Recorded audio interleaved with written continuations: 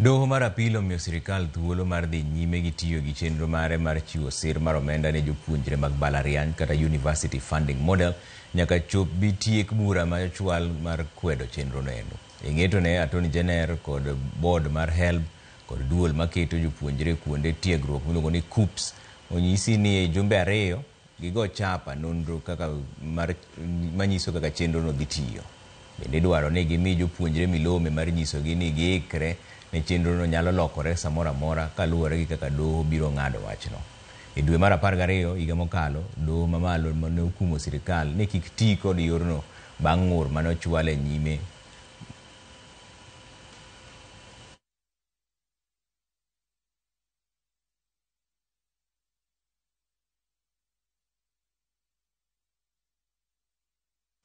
Anyuola mar Stephen Bertrand Munyaho ma notwe piny Saudi Arabia pod ni kod geno ni sirikal dhi reso chuny nyathigi e piny mar Saudi Arabia ka higa achiel manomedgi to pok orumo.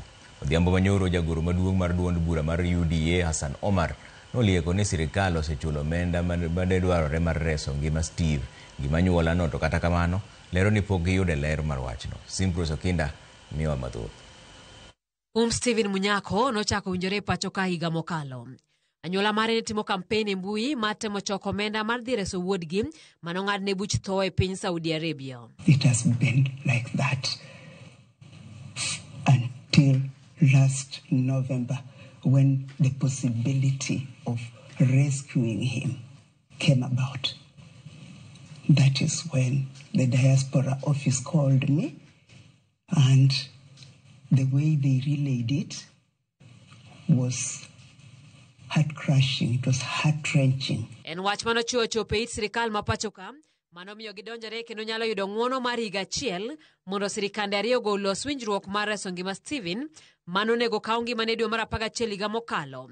Tokre mchoko silings milion 150 mane dwarore. Odhiambo manyoro, jagoro maduong' e duond bura mar UDA Hassan Omar nolieko ni sirikal osechulo omenda madwarore reso ngima Steve, kendo ka higa ni pok orumo obiro duogo pacho. The $1 million has been paid and the Kenyan will return home safe, but also to warn Kenyans, wherever you are, to respect the laws of the territories that you live in, be it in Vietnam, be it in Malaysia, be it in South Africa, be it in Saudi Arabia.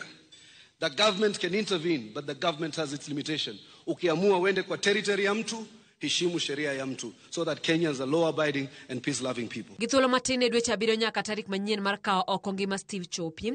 Anyuola mar Steve wacho ni gimor kod kaka sirikal osebedo ka kedonegi, kata kamano gilero nyaka sani pok giyudo ote ayanga mowuok kuom sirikal kaluwore kod okang' magisegoyo e reso wuodgi. Magi timore kinde ma sirikal mapacho ka oyango ni nitiere tim maore piny Vietnam matemo reso jakenya machielo Margaret Nduta mabede ni kod buch tho to kanoyude kod ketho mar bedo gi yedhe mamero ji. Steve nong'adne buch tho higa mar 2011 e bura moro mar nek manotimre kinde ma Steve nodhawo kod jatich wadgi e piny Saudi Arabia manomiyo jatich wadgi no owito ngimane. Juma mokalo jatend migepe mabedo chung' ne tudruok e pinje maoko Musalia Mudavadi nolero ni nitiere jokenya mahewo 1,000 e pinje maoko mitudo kod ketho mopogore. Some could be misdemeanors, some could be very serious offenses.